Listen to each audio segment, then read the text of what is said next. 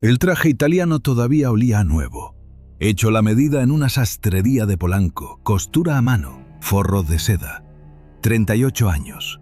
Pelo engominado hacia atrás, reloj suizo que valía más que un departamento en Coyoacán. Y esa sonrisa. Esa sonrisa de gerente bancario que te mira a los ojos mientras te quita todo.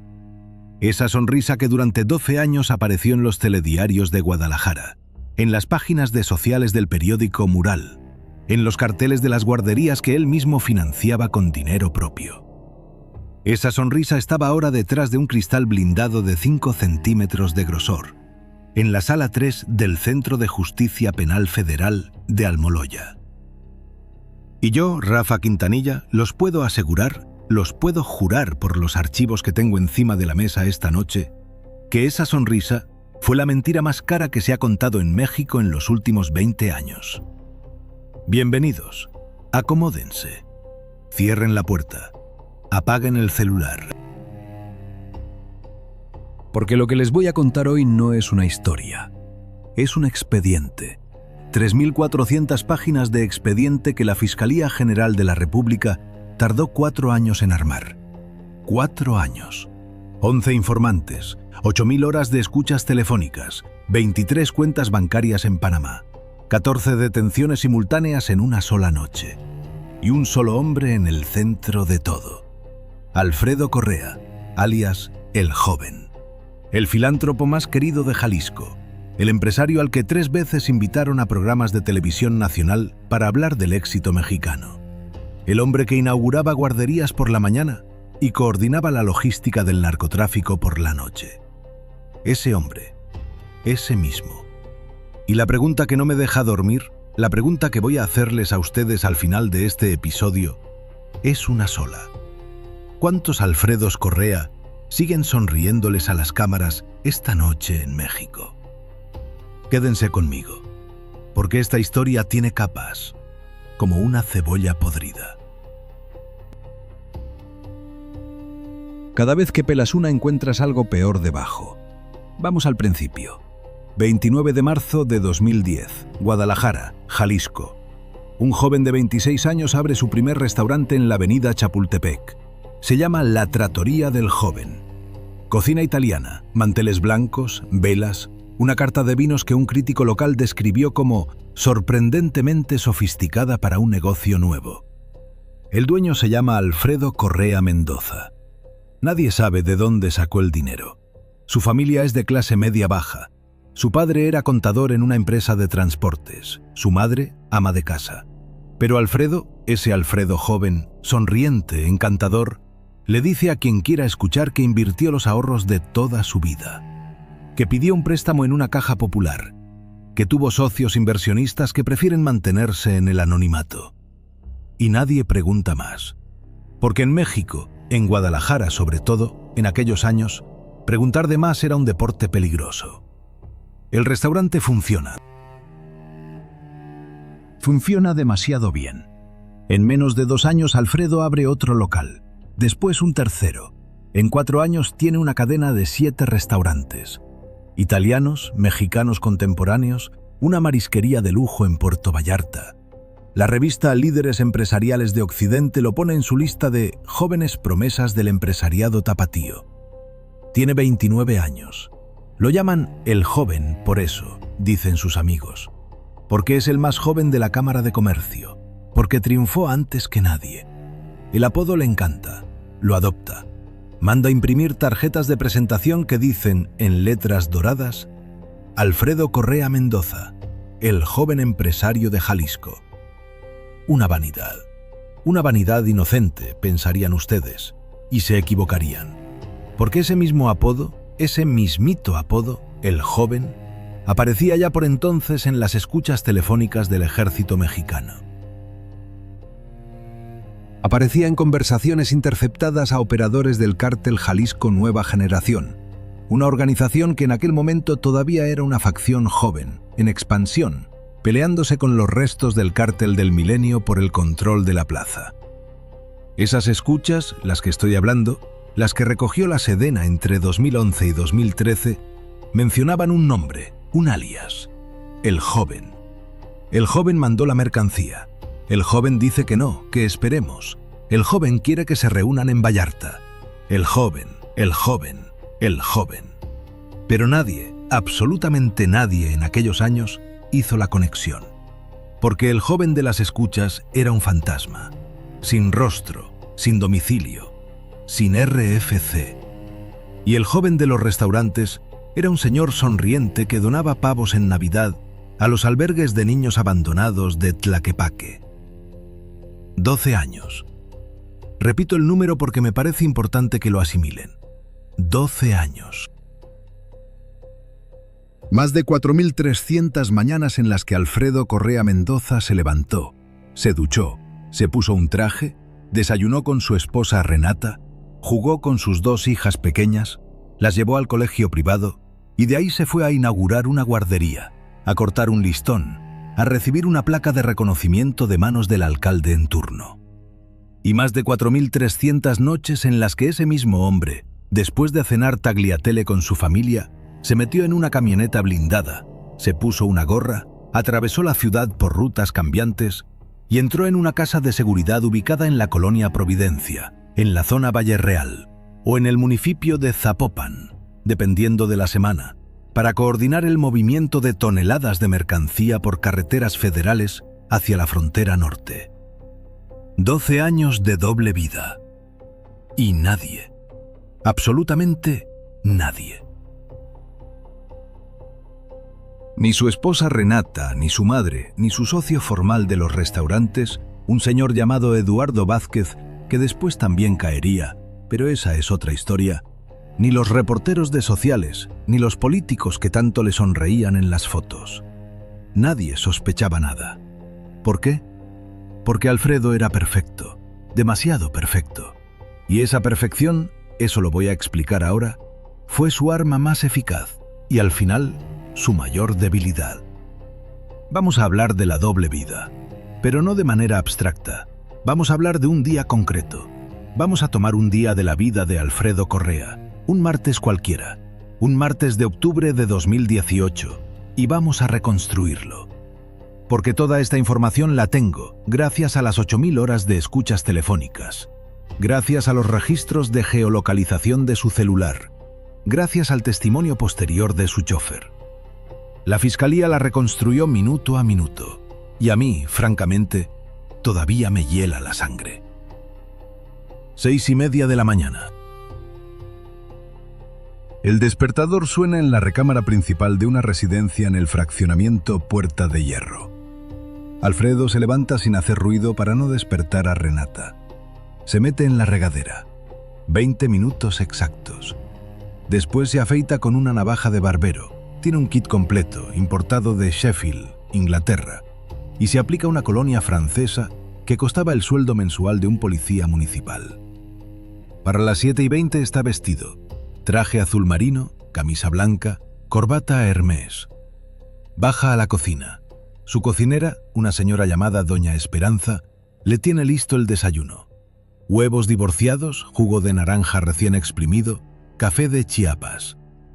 Mientras desayuna, revisa el periódico, El Mural, El Informador, El Universal en su versión digital. Subraya las noticias importantes con un marcador amarillo. A las 8 en punto, sus 2 hijas, Mariana de 6 y Sofía de 4, bajan en uniforme escolar. Las besa. Les pregunta si hicieron la tarea. Le dice a Mariana que va a venir a verla en el Festival del Día de Muertos del colegio. Mariana sonríe. Renata baja. Le da un beso en los labios. Le dice que esa noche tienen cena con los Hernández Domínguez. Alfredo asiente. Dice que llegará a las 9. A las 8:15 sale de la casa. Pero atención. Aquí empieza la primera de las cosas raras. Tiene 2 camionetas. Una BMW negra, blindada a nivel 5, con chofer formal. Un señor llamado Manuel Garibay, sin antecedentes penales, contratado por una agencia de seguridad legítima. Y tiene otra, una Ford Lobo gris, sin blindaje aparente, con un chofer distinto, contratado por fuera, sin papeles, sin contrato. Ese chofer se llamaba Ignacio Beltrán Salgado, 34 años, originario de Tonalá, 2 primarias incompletas, Antecedente por robo simple en 2008. Ignacio Beltrán. Memoricen ese nombre, porque ese hombre, ese chofer que parecía un don nadie, es el que va a cambiar todo. Pero no nos adelantemos. Los martes Alfredo usa la BMW negra. Manuel Garibay lo lleva primero a una oficina en Plaza del Sol, donde tiene una sala de juntas para los asuntos formales del grupo restaurantero. A las 9 recibe a su contador, un licenciado llamado Roberto Pineda. Revisan números legítimos, facturas, nóminas, pagos a proveedores. Todo limpio, todo cuadrado. Esa parte de su vida era legalmente impecable. Sus impuestos al SAT estaban al día. Sus empleados estaban de Guadalajara y Tlaquepaque. Atendían a más de 400 niños de madres trabajadoras. La directora, una mujer muy amable llamada Lorena Quezada, le entrega informes mensuales de impacto. Cuántos niños atendidos, cuántas comidas servidas, cuántos pañales repartidos, cuántas vacunas aplicadas. Alfredo lee con atención, hace preguntas inteligentes. Aprueba un presupuesto adicional para comprar libros infantiles. Lorena Quezada, en su testimonio posterior a la Fiscalía, declaró bajo juramento que ella nunca, jamás, en 8 años de trabajar con Alfredo, sospechó nada raro. Que para ella, Alfredo era un santo. Esa fue la palabra que usó, un santo. Y yo, Rafa Quintanilla, los voy a invitar a que se queden con esa palabra, santo. Porque va a regresar. A las 2 de la tarde, Alfredo come en uno de sus restaurantes, el más nuevo, ubicado en la avenida Vallarta. Come solo o con un colega. Ese martes de octubre de 2018, comió con un funcionario del gobierno estatal de Jalisco, cuyo nombre la Fiscalía decidió omitir del expediente público por razones de seguridad nacional. Quédense también con ese detalle. Lo retomamos después. A las 4 de la tarde hay corte de listón, una nueva guardería en la colonia San Andrés. Llega el alcalde, llega el secretario de Desarrollo Social del Estado, llegan los reporteros del Mural, del Informador, de Canal 4 Telemax. Llegan las madres de los niños con flores en la mano. Alfredo, con casco blanco y chaleco amarillo, sostiene unas tijeras gigantes. Corta el listón rojo, aplausos, flashes, discurso. Habla de la responsabilidad social del empresariado mexicano. Habla del futuro de los niños como el futuro del país. Habla de su propia infancia, de cómo su madre tenía que dejarlo encerrado en el departamento a los 6 años porque no había dónde dejarlo. Habla con emoción. Se le quiebra la voz. Las madres lloran. Una señora le toma la mano y le dice: «Dios lo bendiga, joven Alfredo.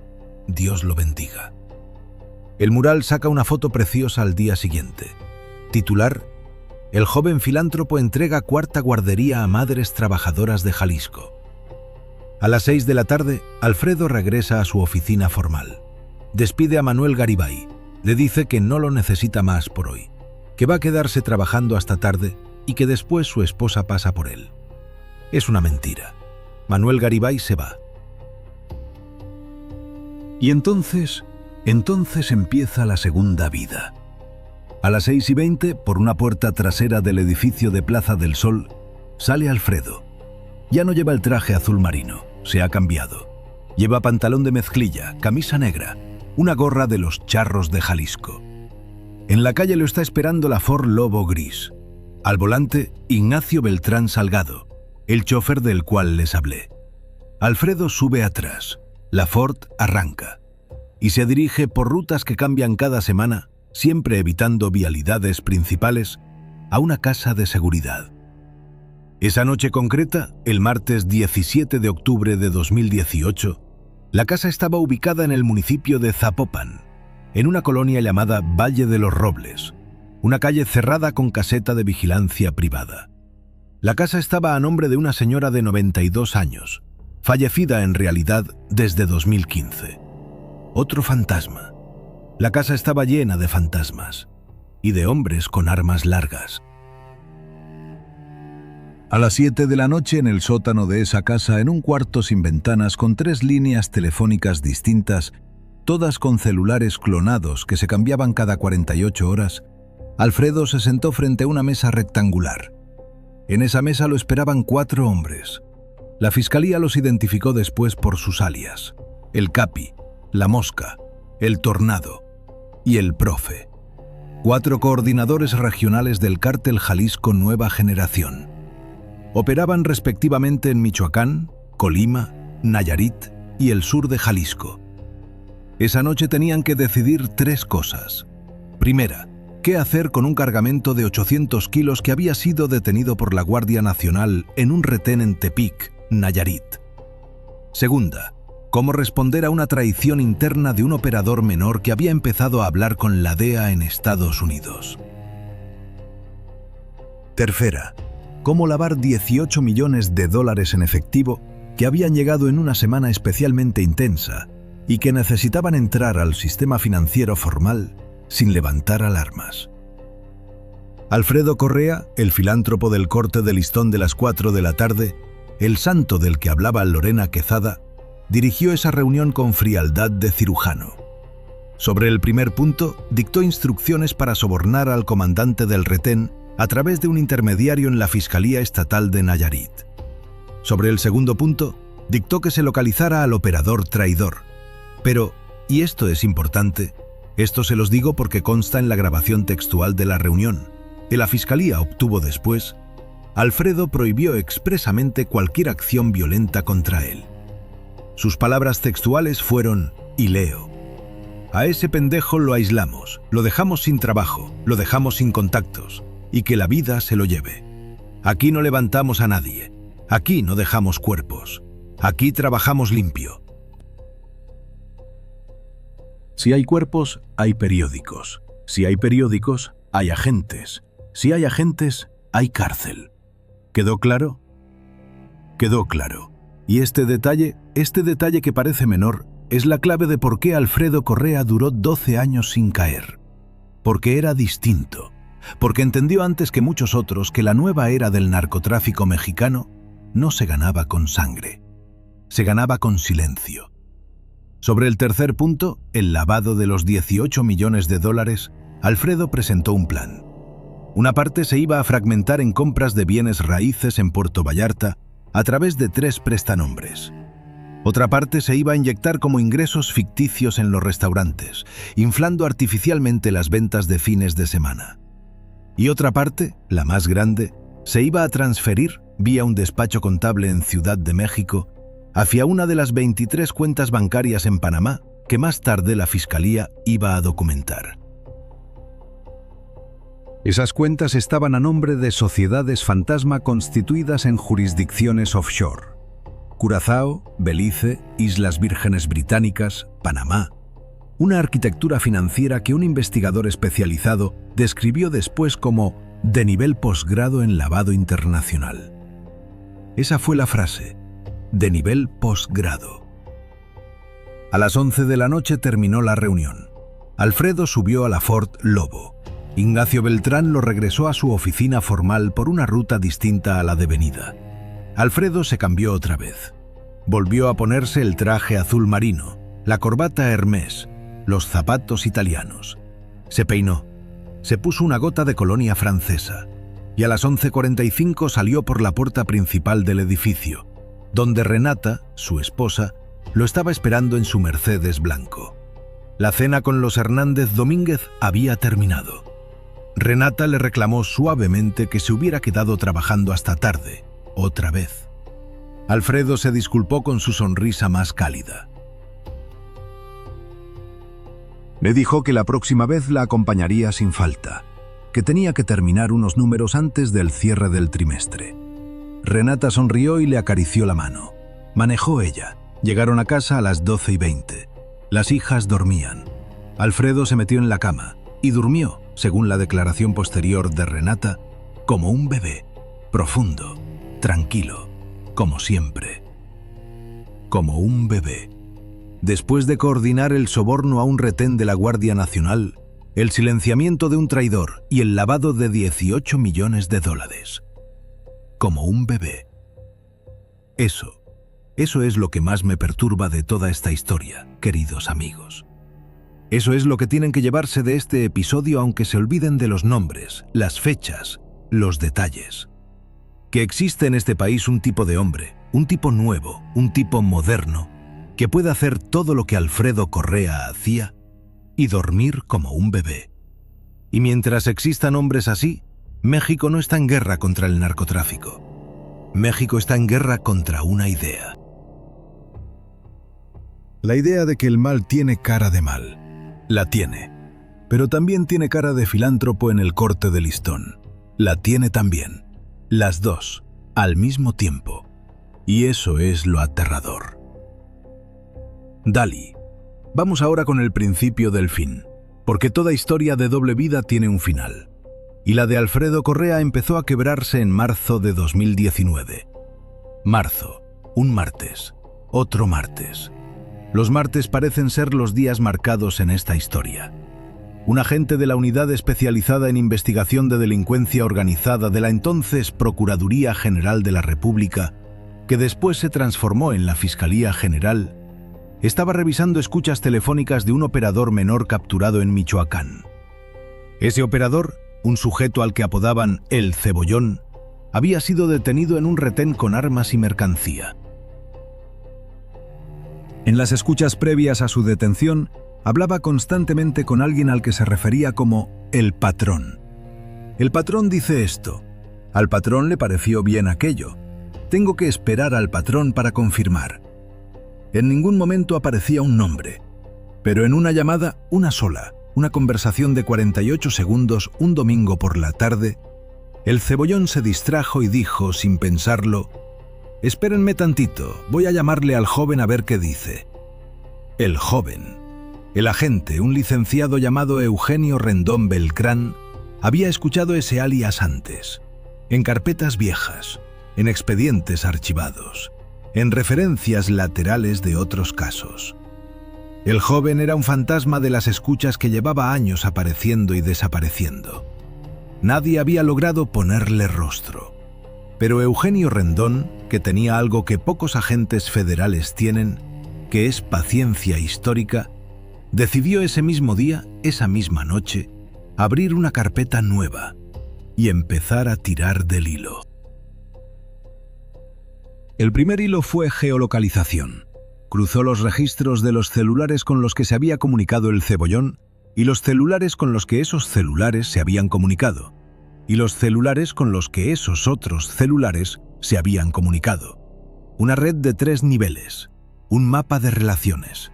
Y en el centro de ese mapa, en el tercer nivel, había un número que llamaba la atención.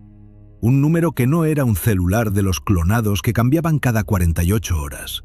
Era un celular real. Un celular registrado a nombre de una persona real. A nombre de Alfredo Correa Mendoza, empresario restaurantero, Guadalajara, Jalisco. Y el agente Eugenio Rendón pensó: esto debe ser un error, porque ese nombre lo había leído en el periódico, en las páginas de sociales, en las inauguraciones de guarderías. No podía ser, no tenía sentido. Pero Eugenio Rendón, repito, tenía paciencia histórica, y no descartó la pista, la guardó, la marcó, y siguió investigando. Pasaron 6 meses. 6 meses de trabajo silencioso. Eugenio Rendón, con un equipo de 4 analistas, fue construyendo un perfil financiero, un perfil de movimientos, un perfil de relaciones de Alfredo Correa. Y empezaron a aparecer las cosas raras. Primera cosa rara: los restaurantes vendían demasiado.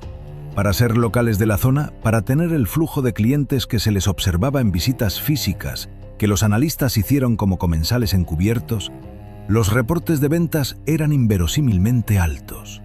Segunda cosa rara: la fundación de las guarderías recibía donaciones de fuentes muy poco rastreables. Sociedades anónimas con nombres genéricos. Personas físicas que aparecían en una sola transacción y después se evaporaban. Tercera cosa rara: Alfredo Correa hacía viajes constantes a Puerto Vallarta. Demasiados. 15, 20 viajes al año. Casi siempre solo. Casi siempre por menos de 48 horas. Y en Vallarta, los analistas detectaron que su celular se desconectaba con frecuencia. durante horas, como si lo apagara, como si no quisiera dejar rastro. A finales de 2019, Eugenio Rendón pidió autorización formal a un juez federal para iniciar intervención telefónica directa al número de Alfredo Correa. La autorización tardó.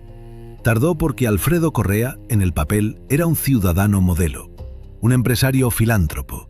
Tocar su línea telefónica sin pruebas sólidas podía ser una pesadilla legal y política. El juez exigió más sustento. Eugenio Rendón aportó lo que tenía: las llamadas indirectas, los movimientos sospechosos, los reportes financieros raros. El juez finalmente autorizó la intervención, pero con una condición: que se limitara a 90 días y que cualquier prórroga requeriría pruebas adicionales. Empezó la primera intervención formal en enero de 2020. Y aquí viene el primer callejón sin salida de esta investigación. Porque Alfredo Correa, en ese teléfono, no decía absolutamente nada incriminatorio. Hablaba con su esposa. Hablaba con sus hijas. Hablaba con su contador formal Roberto Pineda. Hablaba con Lorena Quezada de la Fundación. Hablaba con proveedores de los restaurantes. 90 días. 0 pruebas. La intervención venció. El juez no autorizó prórroga. Y Eugenio Rendón se quedó con 0. Aparentemente, porque ese teléfono que estaba interviniendo, era el teléfono limpio de Alfredo, el teléfono oficial, el teléfono de la vida número 1. Y Alfredo, recordemos, tenía 2 vidas. Por lo tanto, tenía 2 teléfonos, por lo menos. Aquí casi se cae la investigación. Aquí, en febrero de 2020, los superiores de Eugenio Rendón le ordenaron que dejara el caso, que estaba persiguiendo a un ciudadano respetable sin pruebas, que había queja del despacho de abogados de Alfredo, que había llamadas políticas, que era hora de cerrar la carpeta. Eugenio Rendón pidió 30 días más. Le dieron 15. Aparece entonces la pandemia de COVID-19, marzo de 2020. El país se paraliza. Las oficinas se vacían, los protocolos cambian. Y Eugenio Rendón, encerrado en su casa, con su computadora personal y una conexión VPN, decide hacer una última cosa antes de cerrar la carpeta. Decide ir a hablar con los informantes menores, con los que estaban dispuestos a hablar por cantidades pequeñas de dinero, con los marginales del sistema, con los que limpian, con los que cardan, con los que manejan. Y ahí, en esa lista de marginales, en esa lista de hombres a los que nadie consideraba importantes, en esa lista de los invisibles de la economía paralela, aparece el nombre del primer informante real. Un hombre llamado Salvador Cárdenas Padilla, 39 años, originario de Tepic, mesero del restaurante de Alfredo Correa en Puerto Vallarta entre 2015 y 2018. Salvador Cárdenas había sido despedido por robar propinas. Tenía rencor, tenía deudas, tenía un hijo enfermo y tenía información que durante años no había sabido a quién dársela. Pero cuando Eugenio Rendón lo contactó vía un primo policía que tenían en común, Salvador Cárdenas habló. Salvador Cárdenas dijo, entre otras cosas, lo siguiente. Primero, que el restaurante de Vallarta tenía 2 sistemas contables. El oficial, que iba al SAT, y otro que se llevaba en un cuaderno físico, guardado en una caja fuerte de la oficina del gerente. Segundo, que cada 45 días llegaban a Vallarta unos hombres que se sentaban en una mesa del fondo. No pedían carta, les servían menús especiales que solo el gerente y un mesero específico, no Salvador, sabían preparar. Y tercero, lo más importante, que esos hombres entregaban paquetes que el gerente guardaba en la caja fuerte. Paquetes pesados. Paquetes que él, Salvador, había visto una vez por accidente, y dentro había fajos de billetes verdes. Dólares. Muchos. Muchísimos. Eugenio Rendón tuvo el primer hilo concreto, pero un solo informante, descontento, despedido, con motivos para mentir, no era suficiente. Necesitaba más, y empezó a buscar más, y los encontró, uno por uno. 11 en total, a lo largo del año 2020 y 2021. 11 informantes, ninguno de ellos en posiciones altas, todos marginales. Cocineros, jardineros, una recepcionista, un guardia de seguridad, 2 meseros, un mensajero, una mujer que limpiaba la oficina principal de Alfredo, un valet parking, un electricista que había hecho instalaciones en la casa de seguridad de Valle de los Robles sin saber lo que era, y un contador junior del despacho de Roberto Pineda que se había dado cuenta de inconsistencias y había sido despedido por falta de adaptación. 11 piezas pequeñas, 11 historias parciales, pero juntas formaban un mosaico. Y ese mosaico empezó a dibujar el rostro de la segunda vida de Alfredo Correa. Aquí viene el segundo callejón, porque en mayo de 2021, 2 de los 11 informantes retiraron sus declaraciones. Uno, el electricista, dijo que había mentido por dinero, que no recordaba bien, que estaba arrepentido. El otro, el guardia de seguridad, simplemente dejó de contestar el teléfono. Cuando Eugenio Rendón fue a buscarlo a su casa, los vecinos dijeron que se había mudado a Estados Unidos, sin avisar a nadie, de un día para otro. Eugenio Rendón sospechó. Tenía razón en sospechar. Después, mucho después, se confirmó que ese guardia había sido contactado por intermediarios de Alfredo. Le habían ofrecido $50.000 y una visa de turista para irse al norte. Aceptó y desapareció. Pero Eugenio Rendón no logró probar nada en ese momento. 2 informantes menos. 9 restantes. Y aún así, no había nada físico. No había documentos. No había grabaciones de Alfredo diciendo algo incriminatorio. Solo testimonios indirectos. Y 2 testimonios indirectos en un juicio federal mexicano contra un acusado con recursos prácticamente infinitos para pagar abogados de primer nivel valen menos de lo que muchos creen. Eugenio Rendón pidió, en septiembre de 2021, una segunda autorización judicial. Esta vez no solo para una intervención telefónica de un número, sino para algo mucho más amplio. Acceso a registros bancarios internacionales, coordinación con la Unidad de Inteligencia Financiera, cooperación con autoridades panameñas a través de tratados de asistencia jurídica recíproca y, sobre todo, autorización para vigilancia física, con seguimientos, cámaras encubiertas y grabaciones ambientales. El juez, otro juez distinto al primero, autorizó parcialmente. Autorizó el seguimiento físico y la cooperación internacional. No autorizó las grabaciones ambientales. Le dijo a Eugenio Rendón, según consta en el acta judicial: consíganme algo concreto, agente, y entonces hablamos del resto. Y aquí, en septiembre de 2021, fue cuando Eugenio Rendón decidió jugarse el todo por el todo. Y aquí entra en escena Ignacio Beltrán Salgado, el chofer de la Ford Lobo Gris, ese hombre del que les hablé hace un rato. Memorícenlo otra vez, porque Ignacio Beltrán Salgado, 34 años, 2 primarias incompletas, originario de Tonalá, antecedente menor por robo simple, fue el hombre que rompió a Alfredo Correa. Pero no fue fácil ni rápido. Ignacio Beltrán llevaba con Alfredo casi 9 años, desde 2012. Lo había conocido en circunstancias raras, después se aclararían, pero en aquel momento simplemente trabajaba para él como chofer de la vida número 2. Manejaba la Ford Lobo, llevaba a Alfredo a las casas de seguridad, esperaba afuera, en la calle, fumando, escuchando radio, leyendo el periódico deportivo. Nunca había entrado a las reuniones. Nunca había visto los rostros de los 4 coordinadores regionales, pero había oído cosas. Había recogido cosas, había guardado cosas y, sobre todo, había observado. Durante 9 años, sin que nadie sospechara que tenía ojos, había observado.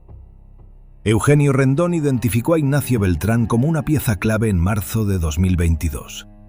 En las vigilancias físicas que se habían autorizado, los analistas notaron que esa Ford Lobo Gris aparecía con un patrón.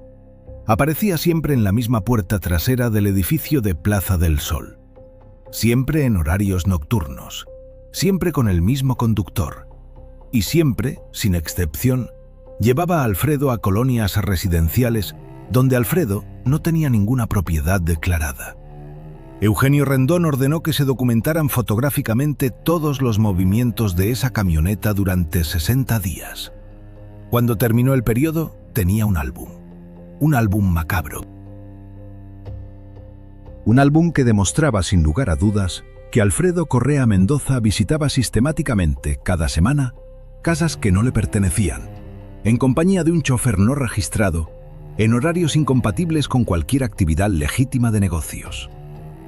Con ese álbum, Eugenio Rendón regresó al juez, y esta vez el juez sí autorizó las grabaciones ambientales. Pero atención, no en las casas de seguridad, porque entrar a colocar dispositivos era riesgoso. Las autorizó en la Ford Lobo, en la camioneta, en el espacio donde Alfredo, mientras iba o regresaba, hablaba por teléfono con la guardia baja. Hablaba creyendo que su chofer era sordo, mudo y leal. Las creía las tres cosas, y se equivocaba en una.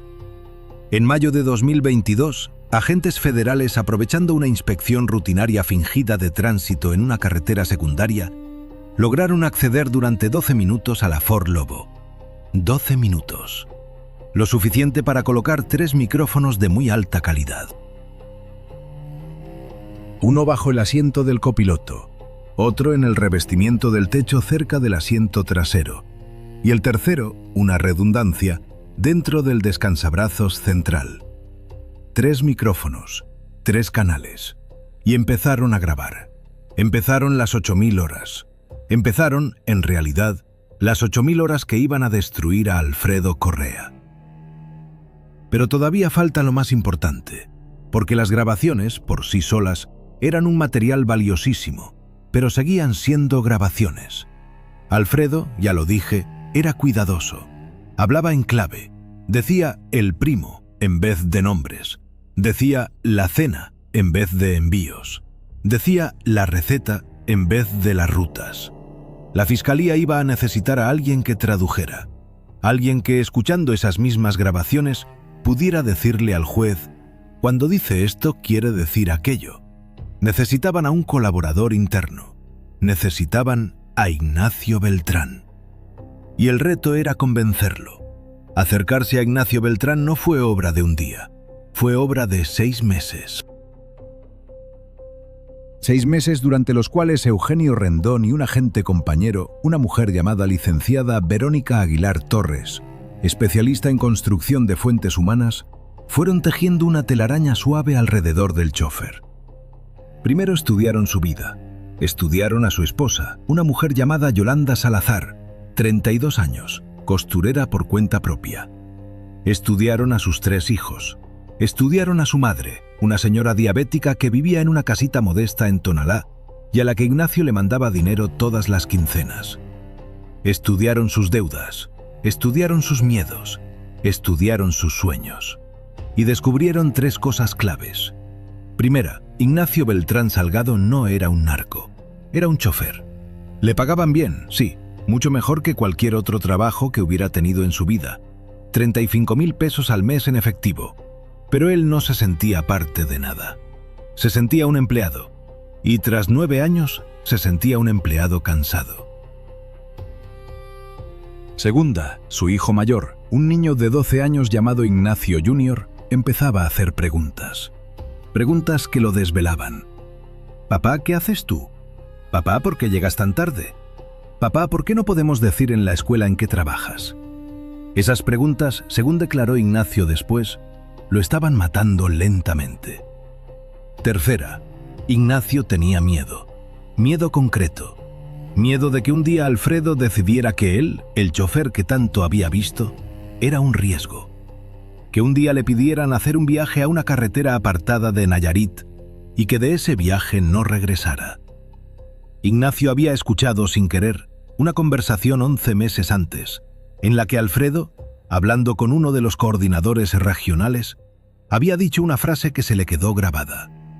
La frase fue textual: «A los choferes hay que rotarlos antes de que sepan demasiado». Ignacio escuchó esa frase desde el asiento del conductor, y desde esa noche no había vuelto a dormir bien. La licenciada Verónica Aguilar Torres se acercó a Ignacio Beltrán por una vía inesperada. No directamente, no en la calle. Lo hizo a través de su madre. La señora diabética de Tonalá necesitaba un tratamiento de hemodiálisis especializado. Verónica Aguilar, usando recursos del Estado y un perfil falso de trabajadora social, gestionó que la señora ingresara a un programa público al que tenía derecho pero que nunca había solicitado por desconocimiento. Esa gestión cambió la calidad de vida de la madre de Ignacio. 3 meses después, cuando la mujer estaba estable y agradecida, Verónica Aguilar le pidió un favor a la señora. Le pidió que arreglara un encuentro con su hijo, porque tenían algo importante de qué hablar. La señora, sin entender muy bien, accedió. Citó a Ignacio en su casa el día del cumpleaños de uno de los nietos.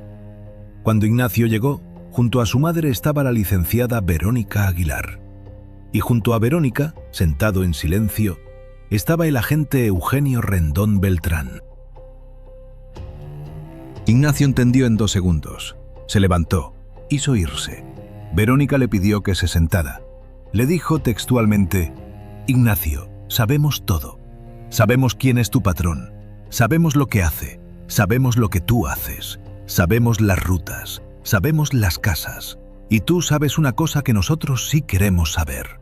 Sabes el código. Sabes lo que dicen cuando dicen el primo. Sabes lo que dicen cuando dicen la receta. Y nosotros tenemos algo que ofrecerte. Te ofrecemos una vida. Tu vida, la de tu esposa, la de tus 3 hijos, la de tu madre. Una vida nueva, lejos, con identidades nuevas, con un trabajo legal, con la posibilidad de que tu hijo Ignacio Jr. mañana pueda decir en su escuela en qué trabaja su papá. ¿Te interesa o no te interesa?». Ignacio Beltrán no respondió esa noche. Se fue. Pero 2 semanas después llamó a un número que Verónica Aguilar le había dejado escrito en una servilleta. Y dijo: «Licenciada, vamos a hablar». Hablaron durante 8 meses. 8 meses de interrogatorios voluntarios, de visitas a casas seguras, de horas y horas de grabaciones donde Ignacio escuchaba los audios capturados en la Fort Lobo y los iba traduciendo, palabra por palabra.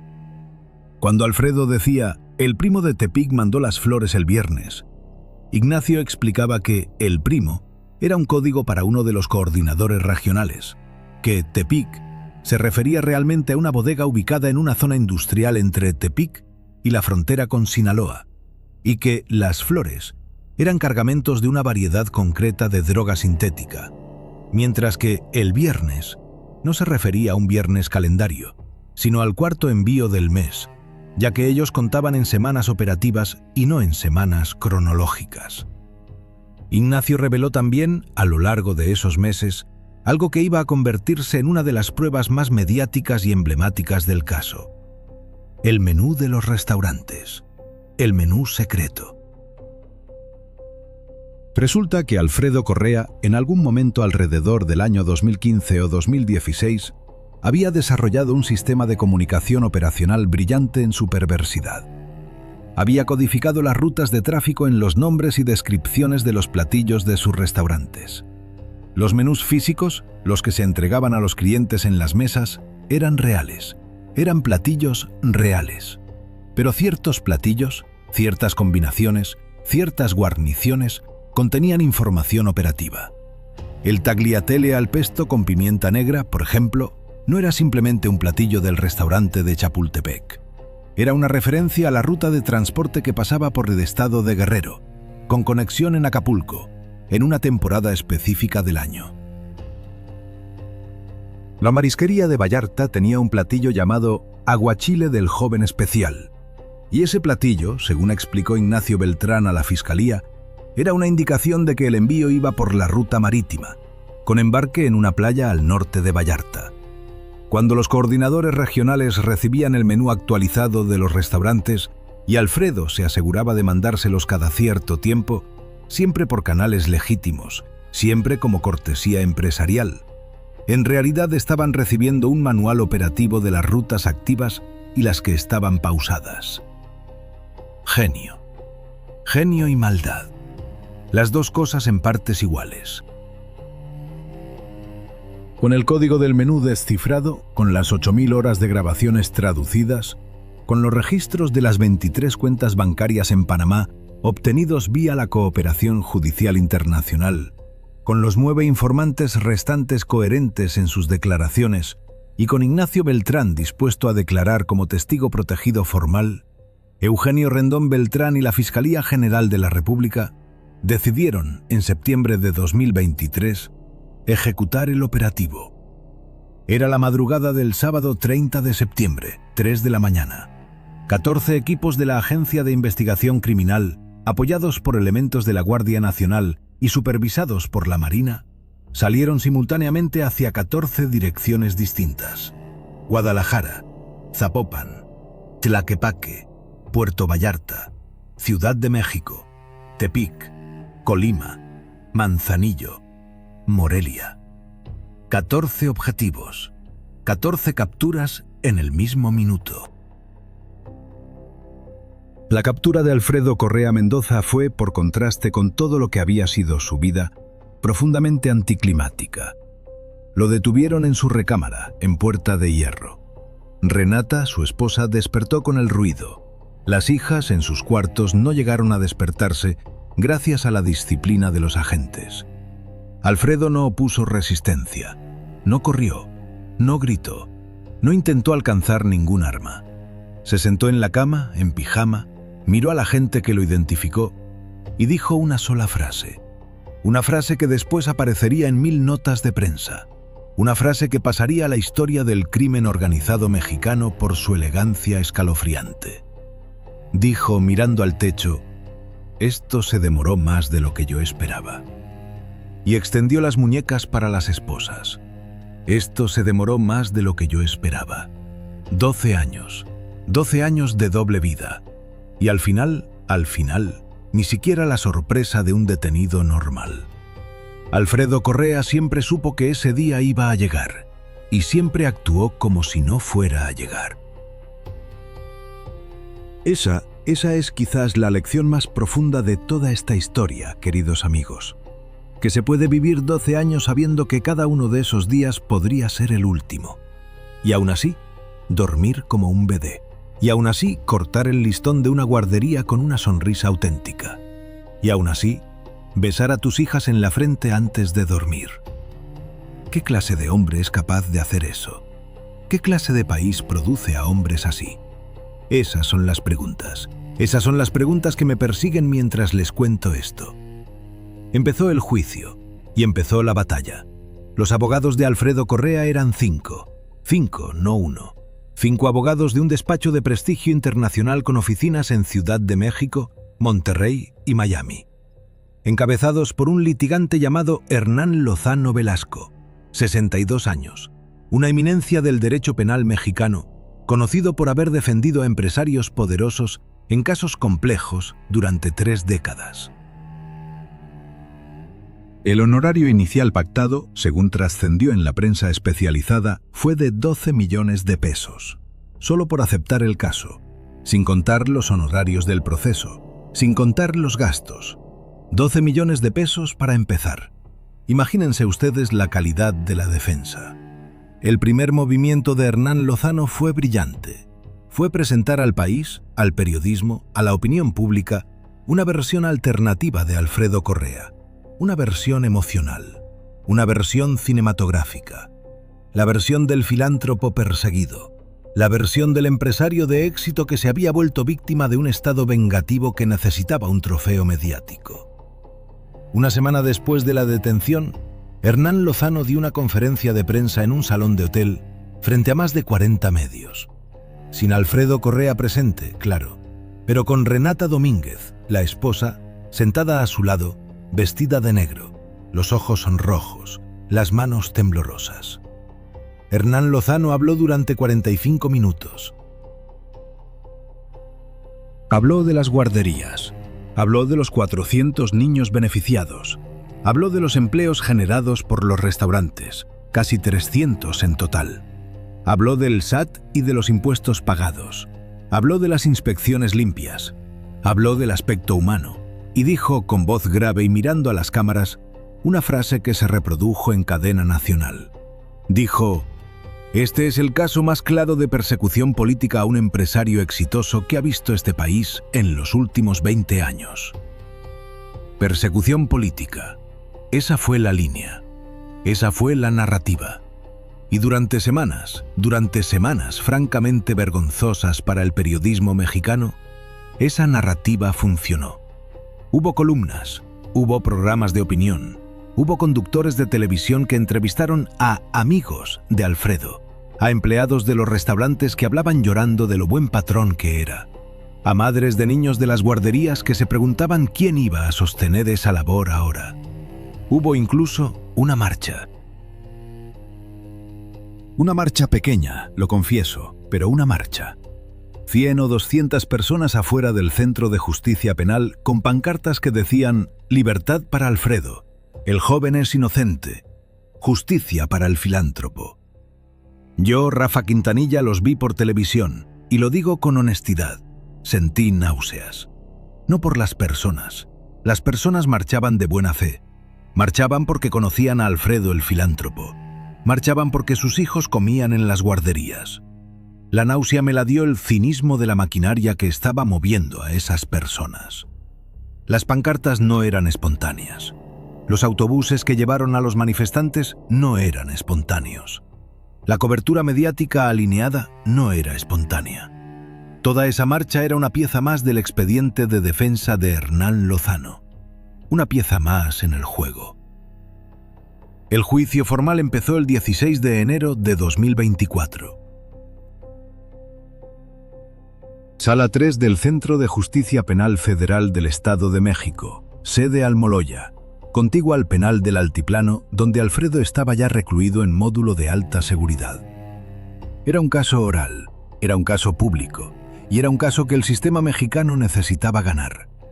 Por primera vez se iba a juzgar a un coordinador de alto nivel del CJNG, no solo por delitos contra la salud y delincuencia organizada, sino por operación con recursos de procedencia ilícita a través de empresas legalmente constituidas.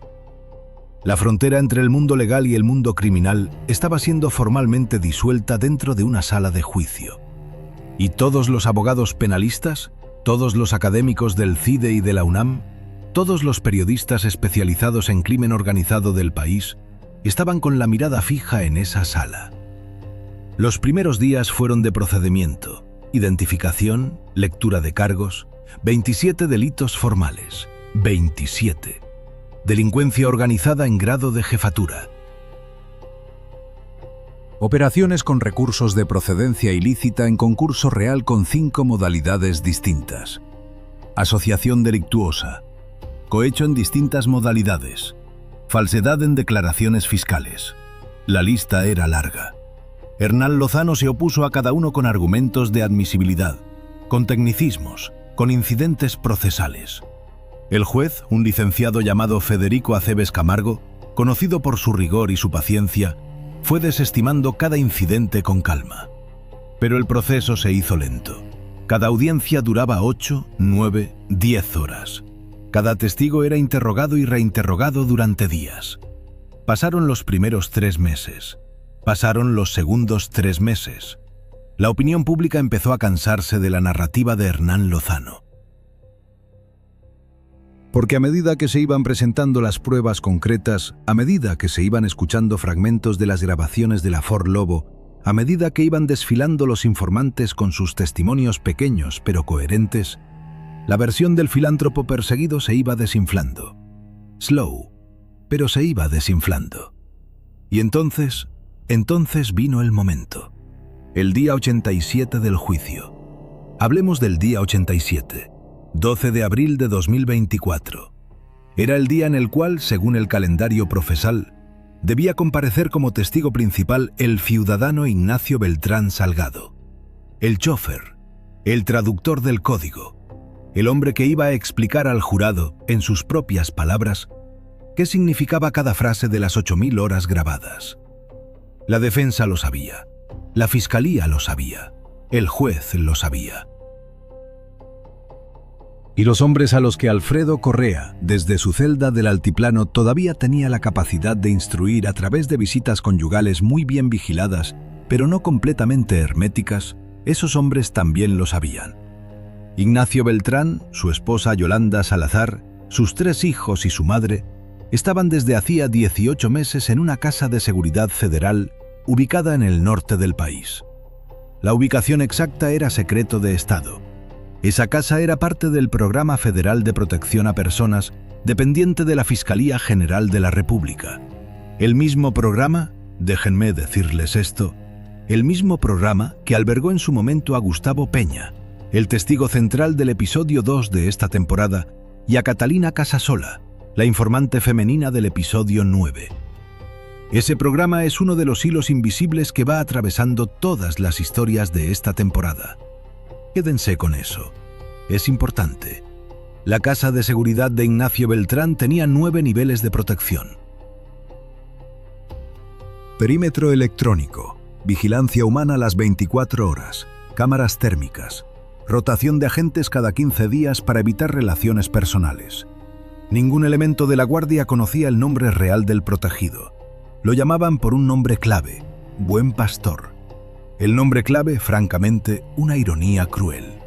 Buen Pastor, un chofer. Buen Pastor. El humor negro del aparato federal mexicano. La noche del 11 de abril, víspera del día 87 del juicio, a las 3:20 de la madrugada, un comando de 6 hombres armados intentó penetrar el perímetro de esa casa. Los detalles del intento de penetración están parcialmente reservados, pero el reporte oficial filtrado a los medios habla de 2 vehículos sin matrículas, de dispositivos de inhibición de señal de telefonía celular y de un intento de escalada por el muro trasero usando equipo profesional. La guardia perimetral, alertada por las cámaras térmicas, respondió. Hubo un intercambio breve. 3 de los atacantes lograron entrar al primer perímetro. Uno alcanzó la segunda zona de seguridad. Y ahí, en la segunda zona, donde estaban las habitaciones, hubo un momento que la guardia del programa describió después como los 7 segundos más largos de mi vida, en el cual ese atacante, ya muy cerca de la habitación donde dormía Ignacio Beltrán con su esposa, estuvo a punto de cumplir el objetivo. Pero la guardia interna intervino. Hubo lo que el reporte llama neutralización del intruso. El intruso fue capturado vivo, herido pero vivo. Los otros 5 se retiraron en confusión. Ignacio Beltrán no sufrió daños físicos. Su esposa Yolanda Salazar tampoco. Los hijos, los 3, no llegaron a despertarse. La madre de Ignacio, en otra habitación, sí despertó y tuvo una crisis nerviosa, pero fue atendida por personal médico de la propia casa. A las 6 de la mañana del día 12, el fiscal especial del caso, un licenciado llamado Octavio Mendoza Cuellar, fue informado del intento. A las 7 de la mañana, el juez Federico Aceves Camargo recibió la notificación. A las 8, los abogados de la defensa, Hernán Lozano y su equipo, fueron oficialmente comunicados. A las 9, el caso era ya noticia nacional. Y a las 10 de la mañana, en una sala de audiencias todavía vacía, el juez Federico Aceves convocó de emergencia a las partes para resolver una pregunta urgente. ¿Comparecía Ignacio Beltrán ese mismo día, como estaba programado, o se posponía la diligencia? La Fiscalía pidió posponer. Argumentó razones humanitarias y procesales, que el testigo estaba en shock, que debía ser revisado médicamente, que las condiciones de seguridad debían reforzarse. La defensa, en una jugada que sorprendió a los analistas en vivo, pidió lo contrario. Pidió que el testigo compareciera ese mismo día. Argumentó que cualquier posposición sería un acto de obstaculización procesal por parte del Estado, que la defensa tenía derecho a confrontar al testigo y que cualquier dilación favorecía narrativas conspiratorias. Hernán Lozano, en un audaz cálculo táctico, apostó a que un Ignacio Beltrán todavía conmocionado iba a equivocarse, a contradecirse, a quebrarse en el contrainterrogatorio. Apostó al colapso emocional del testigo. Apostó mal, porque el juez Federico Aceves, después de consultar con el propio Ignacio Beltrán a través de una videollamada cifrada de alta seguridad establecida con el programa de protección, después de escuchar a Ignacio decir con voz firme las palabras textuales: «Señor juez, quiero declarar hoy, quiero terminar con esto», Después de eso, el juez Acebes accedió. Resolvió que la diligencia se realizaría ese mismo día, pero con un protocolo extraordinario. Un protocolo que entró en los libros de historia jurídica de México como el Protocolo 12. 12 niveles de seguridad para una sola comparecencia testimonial. 12. Permítanme detallarles los 12 niveles porque la imagen importa. Primer nivel, traslado en caravana militar desde la casa de seguridad hasta un helipuerto, en blindados ligeros, con rutas decididas en el último momento. Segundo nivel, vuelo en helicóptero militar con escolta aérea de 2 aeronaves adicionales hasta una base militar cercana a Almoloya.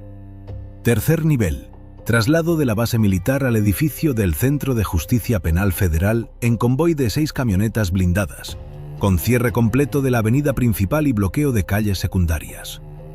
Cuarto nivel, perímetro exterior del edificio con 200 efectivos de la Guardia Nacional, francotiradores en 3 techos cercanos, drones de vigilancia aérea. Quinto nivel, ingreso por un acceso reservado, distinto al de los abogados, distinto al del propio acusado, con escáneres corporales para todos los presentes. Sexto nivel, sala de audiencias con cristal blindado adicional dividiendo al testigo del resto de la sala. Séptimo nivel, voz del testigo procesada por un dispositivo de modulación que la deformaba ligeramente, sin alterar el contenido, para evitar futuras identificaciones por reconocimiento de voz. Octavo nivel, rostro del testigo no visible para el público, solo visible para el juez, los fiscales, los defensores y el propio acusado, a través de un espejo unidireccional. Noveno nivel, prohibición absoluta de dispositivos electrónicos en toda la sala, incluyendo a periodistas acreditados. Décimo nivel, presencia de 4 escoltas armados dentro del cubículo blindado del testigo. Undécimo nivel, plan de evacuación preestablecido con 3 rutas distintas según el tipo de amenaza. Y duodécimo nivel, la presencia en la sala como observador internacional de un agente de la Oficina de las Naciones Unidas contra la Droga y el Delito, presente para garantizar la legalidad y la integridad del procedimiento ante la comunidad internacional. 12 niveles, para un chofer, para un hombre de 2 primarias incompletas, para Ignacio Beltrán Salgado, el buen pastor. A las 14:20 del día 12 de abril de 2024, Ignacio Beltrán Salgado, oculto detrás de un cristal espejado, con la voz ligeramente modulada por el dispositivo electrónico, juró decir verdad y solo verdad.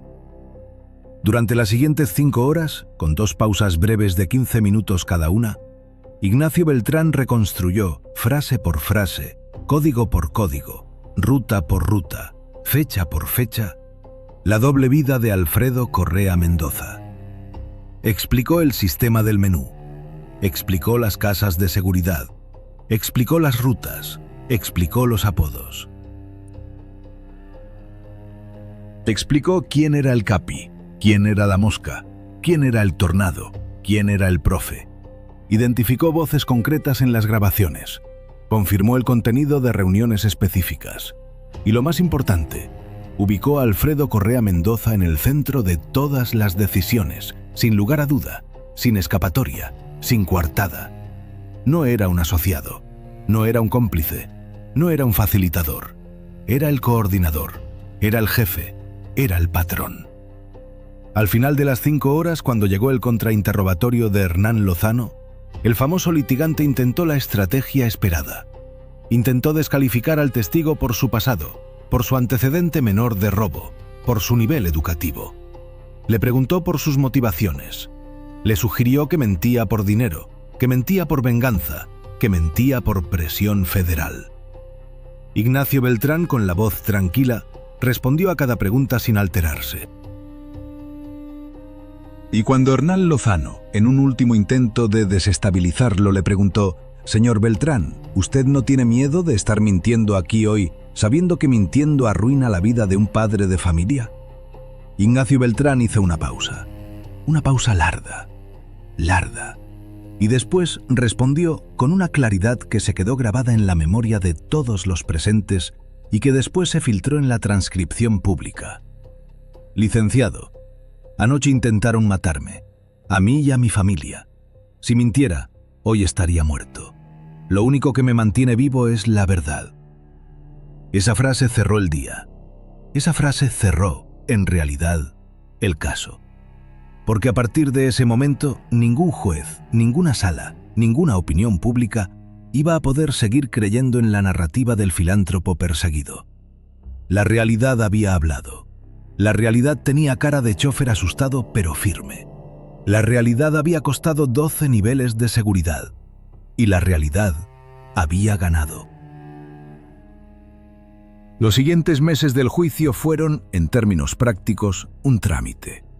La defensa intentó, todavía, 2 o 3 movimientos de altura. Intentó cuestionar la cadena de custodia de las grabaciones. Intentó argumentar que las cuentas en Panamá habían sido obtenidas con violación de soberanía. Intentó pedir nulidades por presuntos vicios procesales. El juez Federico Aceves desestimó cada movimiento con razonamiento jurídico sólido. La Fiscalía, por su parte, fue rematando el caso con prueba documental. Las 23 cuentas, los registros de transferencias, las propiedades a nombre de prestanombres, los videos de cámaras de seguridad, la traducción del menú. Todo apilado, una pieza encima de la otra, hasta formar una pirámide de evidencia que nadie podía mover. El 28 de septiembre de 2024, casi un año exacto después de la captura, el juez Federico Aceves Camargo leyó la sentencia. Fueron 93 minutos de lectura. Yo, Rafa Quintanilla, los escuché en vivo por la transmisión oficial, y les puedo decir que fue uno de los momentos más extraños de mi carrera siguiendo casos. Porque la sentencia, en términos formales, no tenía sorpresas. Pero el tono del juez, su escogimiento de palabras, su énfasis en ciertas frases, transformaba esa lectura en algo más que un documento jurídico. La transformaba en una declaración cultural, en una declaración sobre el país, sobre lo que el país había decidido aceptar y no aceptar. El juez dijo, entre otras cosas, las siguientes frases que quiero compartirles palabra por palabra.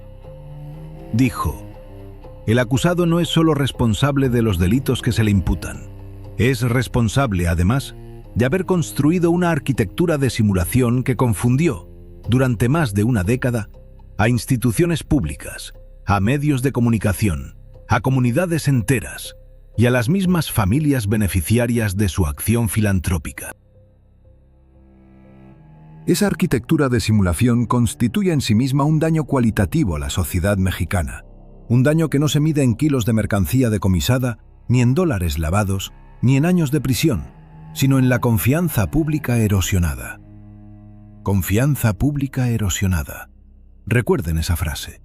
Esa frase es la que define el caso.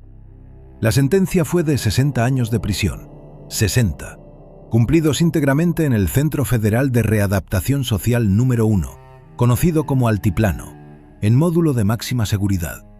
La misma cárcel donde, déjenme recordárselos, cumple condena Uriel Salcedo, protagonista del episodio 7 de esta temporada. La misma cárcel donde, históricamente, han pasado los nombres más pesados del narcotráfico mexicano. Esa cárcel. 60 años. Alfredo Correa Mendoza tenía 38 años el día de la sentencia. Si vive lo que la actuaría dicta, saldrá, en el mejor de los casos, a los 98. Si vive. La estadística no es generosa con los presos de alta seguridad mexicanos. Adicionalmente, la sentencia ordenó la confiscación total de los bienes producto del delito. Los 7 restaurantes, las 11 propiedades inmobiliarias en Vallarta, Guadalajara, Tepic y Manzanillo. Los 2 yates registrados en sociedades fantasma. Las 23 cuentas en Panamá, repatriadas mediante el convenio de cooperación. El total fue oficialmente evaluado en $180 millones estadounidenses. 180 millones. Una cifra que la Fiscalía celebró como histórica. Una cifra que, en realidad, los investigadores serios saben que es probablemente la mitad o la tercera parte del patrimonio real de Alfredo Correa, porque buena parte se logró ocultar mediante estructuras que aún no se han podido desmantelar. Y aquí viene una de las decisiones más simbólicas de toda esta sentencia. El juez Federico Aceves Camargo ordenó que los 180 millones de dólares confiscados, una vez monetizados a través de los procedimientos legales correspondientes, no ingresaran al Fondo General del Estado mexicano.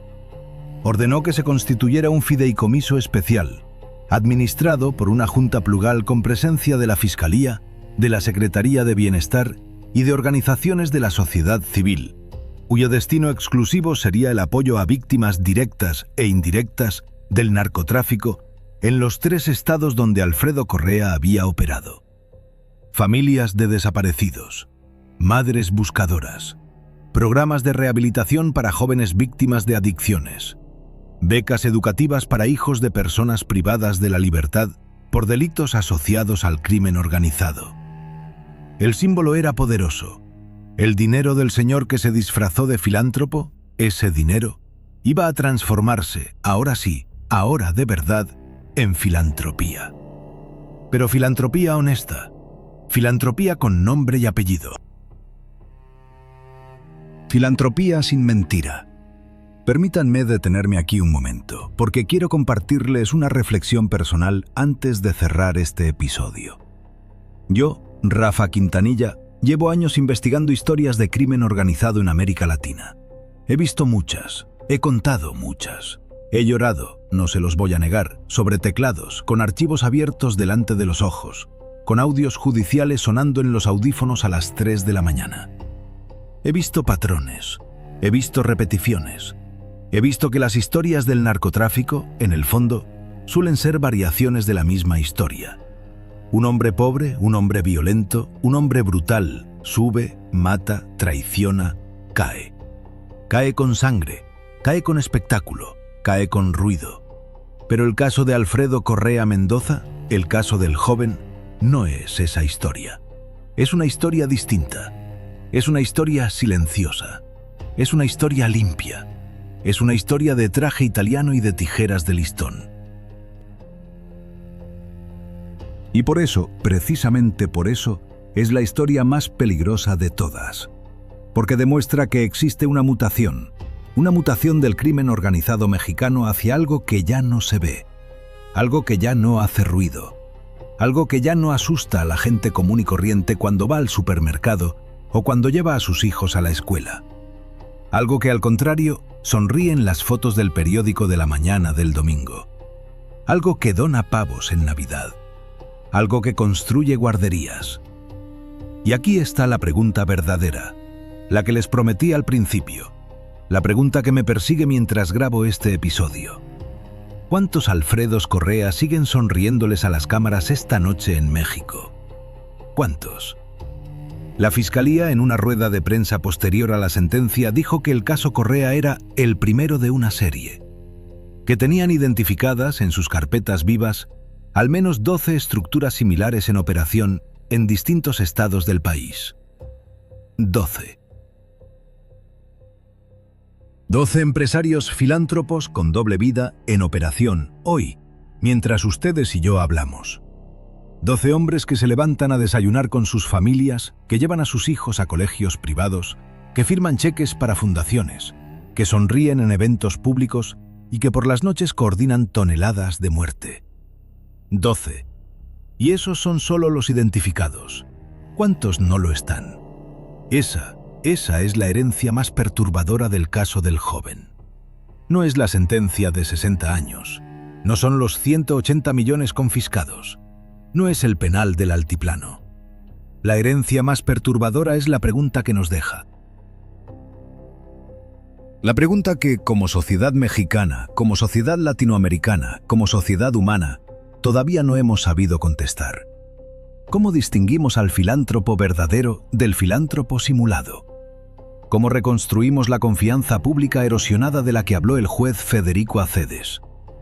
¿Cómo le explicamos a los 400 niños que se beneficiaron de las guarderías del joven, niños que hoy ya tienen 15, 16, 17 años, que el señor que les regalaba mochilas en agosto era el mismo señor que coordinaba la mercancía que mataba a otros niños como ellos en las calles de Apatzingán, de Manzanillo, de Tepic? No tengo respuestas. Si las tuviera, no estaría aquí grabando episodios. Estaría en otro lugar, con otra responsabilidad. Lo único que puedo hacer, queridos amigos, es contarles las historias, contarles bien, contarles con respeto a las fuentes, con verificación documentada, con honestidad sobre lo que sé y sobre lo que no sé, y dejarles al final la pregunta. Siempre la pregunta, porque la pregunta es lo único que les pertenece a ustedes. La respuesta, si llega alguna vez, va a llegar de ustedes que escuchan, de ustedes que dudan, de ustedes que se quedan despiertos pensando. Quiero, antes de cerrar, hablarles del epílogo, del después. Porque después de la sentencia las cosas no se detuvieron. Y los detalles del después son tan importantes como los detalles del antes. Renata Domínguez, la esposa de Alfredo, fue investigada exhaustivamente durante los meses posteriores a la captura. Los fiscales querían determinar si ella sabía, si ella había sido cómplice de algún modo, si ella había participado en el lavado de activos a través de las propiedades a su nombre. La investigación duró 14 meses y concluyó, en términos formales, que Renata Domínguez no tenía conocimiento operativo de la doble vida de su esposo. Las propiedades a su nombre fueron, sí, instrumentos del lavado, pero ella había firmado los documentos confiando en explicaciones empresariales falsas que le había dado Alfredo. La fiscalía decidió no acusarla penalmente. Sí le congeló bienes. Sí le quitó la casa de Puerta de Hierro. Renata Domínguez, sus 2 hijas Mariana y Sofía, se mudaron a un departamento modesto en otra zona de Guadalajara. Renata, según las últimas notas periodísticas, está estudiando psicología en la universidad pública. Tiene 36 años. Empezó la carrera el año pasado.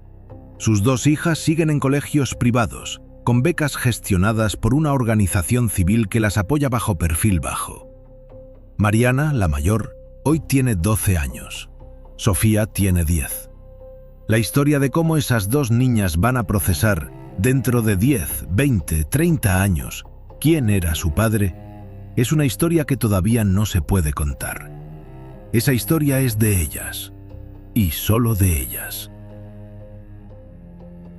Lorena Quezada, la directora de la Fundación de las Guarderías, la mujer que había llamado santo a Alfredo, sufrió un colapso emocional al conocer la verdad. Se internó voluntariamente en una clínica de salud mental durante 3 meses. Cuando salió, escribió una carta abierta que se publicó en varios medios mexicanos. La carta empezaba con una frase que también se me quedó grabada. La frase decía: «Me ofrecieron amar a un demonio creyendo que amaba a un ángel. Y mi vergüenza más grande es que el amor fue real». El amor fue real. Esa frase, queridos amigos, esa frase es probablemente la más sincera y la más triste de toda esta historia. Porque resume algo que pocas veces se dice en estos casos. El amor que esos hombres reciben de sus comunidades es real. La gratitud de las madres es real. Las sonrisas de los niños son reales. Y todo lo construido sobre esa realidad afectiva es lo que después se derrumba cuando la otra verdad sale a la luz. Lorena Quezada continuó trabajando en organizaciones sociales. Hoy dirige una pequeña asociación que apoya, con dinero limpio, a las mismas guarderías que antes financiaba Alfredo Correa. Las guarderías siguen abiertas, los niños siguen comiendo. El Estado y la sociedad civil reconstruyeron lo que se podía reconstruir. Ignacio Beltrán Salgado, el chofer, el buen pastor, hoy vive con un nombre nuevo, en una ciudad nueva, en un país nuevo cuya identidad no puedo revelarles por razones obvias. Tiene un trabajo legal. Su hijo mayor, Ignacio Jr., hoy tiene 15 años y va a la preparatoria. Cuando le preguntan en la escuela en qué trabaja su papá, puede contestar la verdad. Su nuevo papá legal. Su papá del trabajo legal. La esposa de Ignacio, Yolanda Salazar, montó un pequeño negocio de costura desde su casa nueva.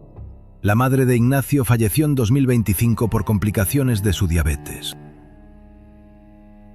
Murió en paz, según el reporte del programa de protección, rodeada de su hijo, de su nuera, de sus nietos, en una cama de hospital pagada por el Estado mexicano. Murió sabiendo que su hijo había hecho lo correcto. Esa es la única recompensa que el sistema podía darle a Ignacio Beltrán. Y para él, según declaró en una entrevista anónima que dio a un periodista de confianza 2 años después, esa recompensa fue suficiente. Sus palabras textuales fueron: «Licenciado, yo no soy un héroe. Yo solo manejé. Y un día decidí parar el coche». Y el agente Eugenio Rendón Beltrán, ¿qué fue de él? Eugenio Rendón fue ascendido. Hoy es director de una unidad nueva dentro de la Fiscalía, una unidad creada específicamente como consecuencia del caso del joven. Se llama Unidad Especializada en Investigación de Estructuras Empresariales vinculadas a delincuencia organizada. El nombre es largo y burocrático, pero la función es clara. Identificar, mapear y desmantelar en silencio, durante años si es necesario, las redes de empresas legales infiltradas por dinero ilícito en México. La unidad opera con un presupuesto importante. Tiene actualmente, según fuentes públicas, cerca de 40 investigadores. Y tiene, como les decía hace un momento, 12 carpetas vivas. 12 estructuras similares a la del joven, en distintos estados del país, bajo investigación silenciosa, con plazos largos, con paciencia histórica. Eugenio Rendón, en una conferencia académica que dio en el CIDE hace pocos meses, dijo una frase con la que quiero ir cerrando este episodio. Dijo, ante un auditorio de estudiantes de doctorado en políticas públicas: «Señoras y señores, el crimen organizado del siglo XXI no se va a esconder en las sierras. Se va a sentar en las primeras filas de los eventos benéficos. Y nuestro trabajo, el trabajo de las instituciones serias, es aprender a ver lo que está exactamente delante de nuestros ojos». Ver lo que está exactamente delante de nuestros ojos. Esa es la lección. Esa es la herencia metodológica del caso del joven. Aprender a ver. Aprender a desconfiar de la sonrisa. Aprender a desconfiar del traje italiano. Aprender a desconfiar del filántropo demasiado perfecto, del empresario demasiado exitoso, del señor que aparece demasiado en las páginas de sociales sin que nadie sepa exactamente de dónde sacó tanto dinero tan rápido. Aprender a hacer las preguntas incómodas. ¿De dónde salió ese capital inicial? ¿Quiénes son esos socios inversionistas anónimos? ¿Por qué los reportes de ventas no coinciden con el flujo observable de clientes? ¿Por qué los empleados rotan tanto? ¿Por qué la fundación recibe donaciones de sociedades que se evaporan después de la única transacción? Preguntas. Preguntas simples. Preguntas que nadie hacía. Preguntas que hoy, gracias al precedente que dejó el caso del joven, las instituciones serias están empezando a hacer. Pero hay algo más, queridos amigos. Hay algo más que el caso del joven dejó como herencia y que no es metodológico ni institucional. Es algo cultural. Es algo que tiene que ver con cómo nosotros, como sociedad, premiamos el éxito. Porque Alfredo Correa Mendoza no pudo construir su simulación solo. La construyó con la complicidad pasiva de un sistema entero. La construyó con la complicidad de medios que lo invitaban a programas sin verificar. La construyó con la complicidad de cámaras empresariales que lo premiaban sin investigar. La construyó con la complicidad de políticos que se tomaban fotos con él sin preguntarse demasiado. La construyó con la complicidad de bancos que aceptaban sus depósitos sin hacer ruido. La construyó con la complicidad de notarios que firmaban actas. La construyó con la complicidad de contadores que cerraban los ojos. La construyó con la complicidad de un país que adoraba a sus empresarios exitosos sin mirarles los zapatos. Y esa complicidad ambiental no se castiga en ningún tribunal. Esa complicidad sigue intacta. Esa complicidad sigue construyendo en este mismo momento, en algún rincón de Guadalajara, de Monterrey, de Tijuana, de Mérida, la próxima doble vida. Hago aquí una pausa larga, porque quiero que ese pensamiento les quede dando vueltas en la cabeza. La doble vida del joven no la construyó él solo, la construimos entre todos, por no preguntar, por no dudar, por aceptar la sonrisa demasiado fácil, por aplaudir el listón recién cortado sin preguntar de dónde vino el dinero del listón. Y mientras no aprendamos a hacer esas preguntas, mientras no aprendamos a sostener la mirada incómoda en los ojos del empresario demasiado perfecto, mientras no aprendamos a desconfiar de la perfección excesiva, el caso del joven se va a repetir, con otro nombre, con otra ciudad, con otra fundación, con otra cadena de restaurantes, con otro listón recién cortado.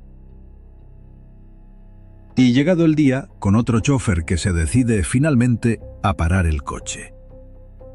Hablemos ahora de algo concreto que quiero compartirles. Hablemos de los cambios institucionales que el caso provocó. Porque no todo es pesimismo. Hubo cosas que cambiaron, hubo cosas que se reformaron, hubo lecciones que el Estado mexicano sí supo aprender. Primero, se modificó la Ley Federal de Prevención de Operaciones con Recursos de Procedencia Ilícita. Se incorporó la obligación para fundaciones y asociaciones civiles que reciben donaciones superiores a determinado monto de identificar al donante último, no a la sociedad fantasma intermedia. Esa reforma se conoce informalmente en círculos especializados como Reforma Correa. Segundo, se creó un padrón nacional de beneficiarios efectivos que obliga a las empresas a declarar quién es realmente el dueño humano detrás de cualquier estructura jurídica, sin importar cuántas capas societarias haya en medio. Esa medida, todavía en fase de implementación gradual, va a hacer mucho más difícil el modelo de las 23 cuentas en Panamá que utilizó Alfredo. Tercero, se reforzó el Programa Federal de Protección a Personas. Hoy tiene más presupuesto, más personal capacitado, más casas, mejores protocolos de seguridad.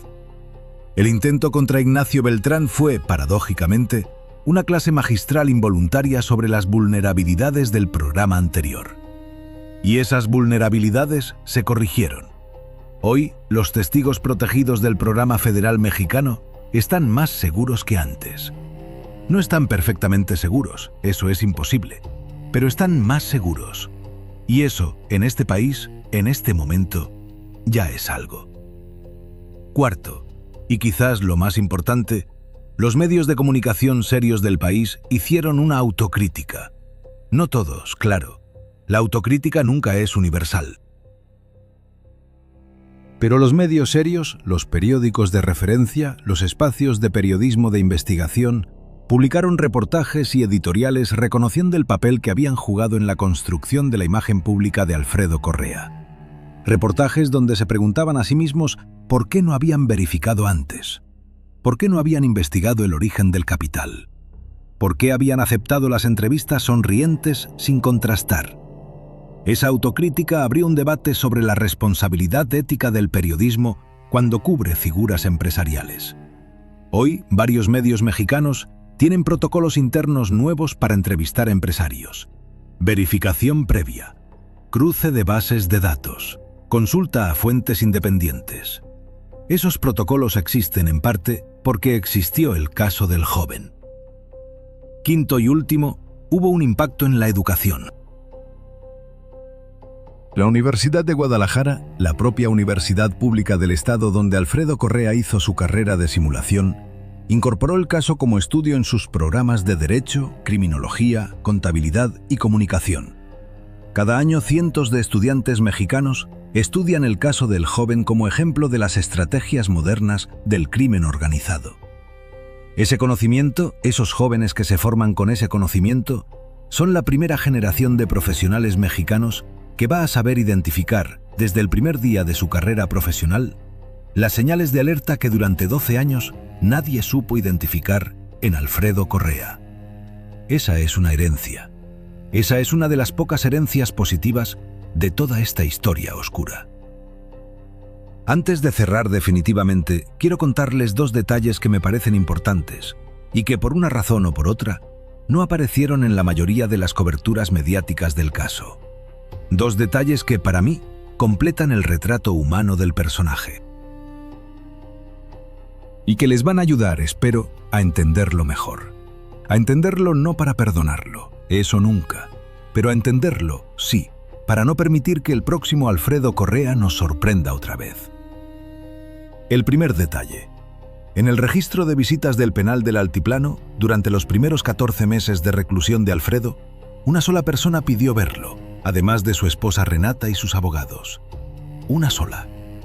No fue un familiar de sangre, no fue un colaborador del cártel, no fue ningún antiguo socio de los restaurantes. Fue una mujer de 72 años, una mujer llamada Estela Mendoza Ríos, la tía abuela materna de Alfredo, la hermana mayor de la madre fallecida de Alfredo. Estela Mendoza Ríos, de 72 años, ama de casa jubilada, vecina de un fraccionamiento popular en Tonalá, sin ningún recurso económico, viajó por su cuenta hasta el Estado de México 3 veces en 14 meses para ver a su sobrino. Pidió las visitas formalmente. Las autoridades las autorizaron después de revisar minuciosamente que no hubiera conexión con el cártel. Cada visita duró 40 minutos. Estela y Alfredo, separados por un cristal, hablaron por un teléfono interno. Las cámaras del módulo grabaron las visitas, pero por respeto a la privacidad familiar, el contenido nunca se hizo público. Lo único que se filtró es esto, que en una de las 3 visitas, según el reporte del custodio asignado, Alfredo lloró. Lloró sin parar durante 15 minutos. Y al final de esa visita, Estela Mendoza Ríos, su tía abuela, le dijo una frase que el custodio escuchó porque el volumen del teléfono interno había subido por accidente. La frase fue: «Mijo, tu mamá te perdona. Yo no sé si Dios te perdona, pero tu mamá, allá donde está, te perdona. Eso te lo puedo decir yo. Y con eso tienes que vivir el resto de tu vida. Tu mamá te perdona». Eso es lo que un hombre como Alfredo Correa necesitaba escuchar en algún momento de su vida. Y lo escuchó. Tarde. En la cárcel. Pero lo escuchó. Esa frase no lo redime, no lo absuelve, no le quita ni uno solo de los daños que causó, pero esa frase, en términos puramente humanos, le devuelve algo. Le devuelve la posibilidad de ser, en su celda, durante las próximas 6 décadas, un ser humano y no solo un monstruo. Y yo, Rafa Quintanilla, aunque me cueste reconocerlo, aunque sepa que mucha gente no estará de acuerdo, aunque sepa que las víctimas tienen todo el derecho a no estar de acuerdo, creo que es importante que ese hombre, aún ese hombre, conserve la posibilidad de ser un ser humano. Porque deshumanizarlo a él es darle la razón a su sistema. Es decir, que existen personas que pueden ser reducidas a una sola dimensión. Y eso es justamente lo que su sistema de doble vida hacía. Reducir a los demás. Reducir a las víctimas del narcotráfico a estadísticas. Reducir a los niños de las guarderías a fotos de campaña. Reducir a los empleados a engranajes. Reducir, reducir, reducir. Si nosotros, contando esta historia, lo reducimos a él, estamos jugando el mismo juego, y ese juego nadie lo gana. El segundo detalle. En la celda de Alfredo Correa, en el módulo de máxima seguridad del Altiplano, los custodios reportan que hay un solo objeto personal autorizado por las reglas estrictas del penal. Un libro. Un solo libro. Alfredo podía haber elegido cualquier libro.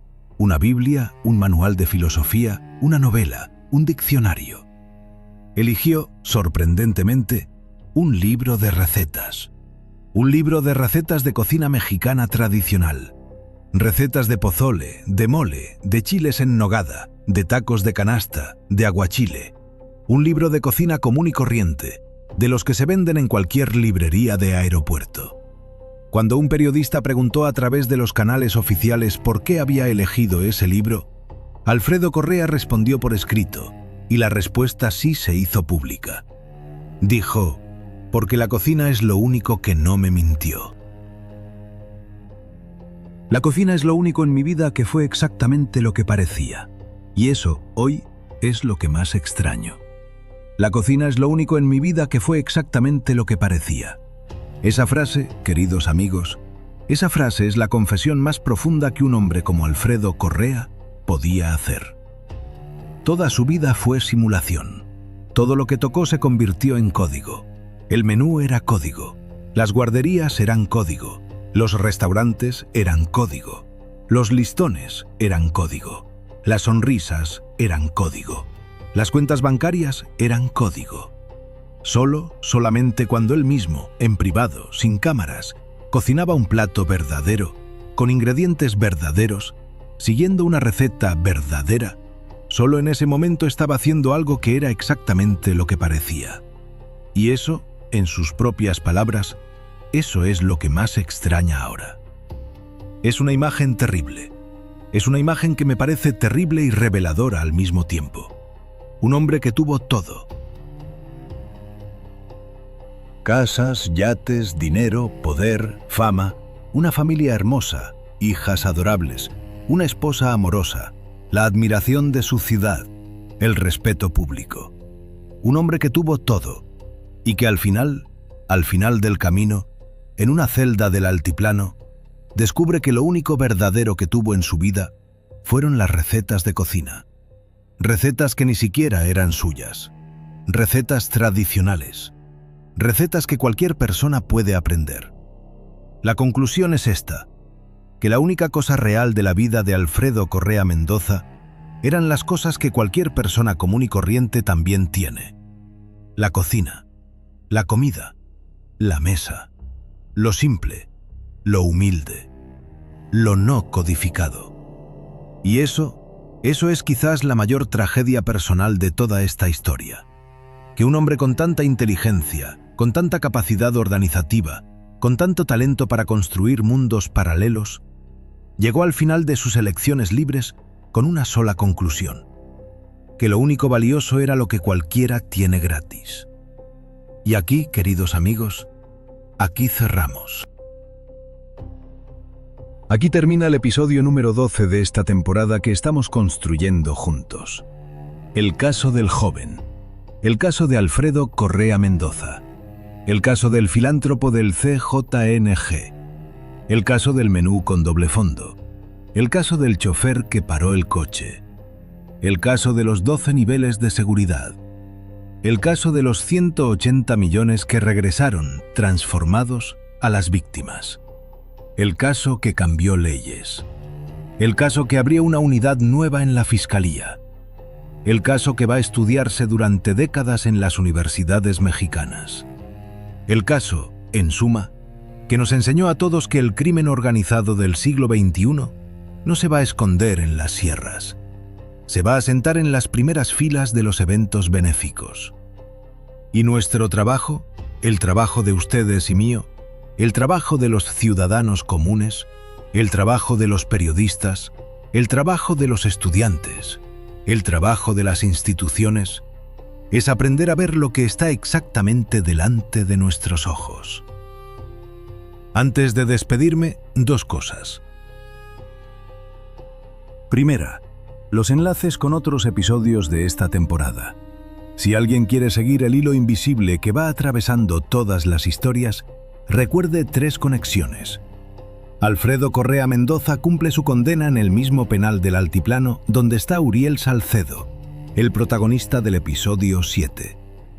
El chofer Ignacio Beltrán Salgado ingresó al mismo Programa Federal de Protección a Personas que albergó a Gustavo Peña, el testigo central del episodio 2, y a Catalina Casasola, la informante del episodio 9. Ese programa, el Programa Federal de Protección a Personas, se está convirtiendo episodio tras episodio en una institución transversal de toda esta temporada. Es una institución imperfecta. Es una institución con costos enormes en vidas humanas.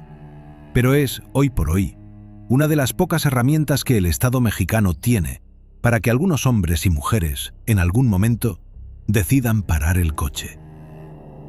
Segunda, una invitación.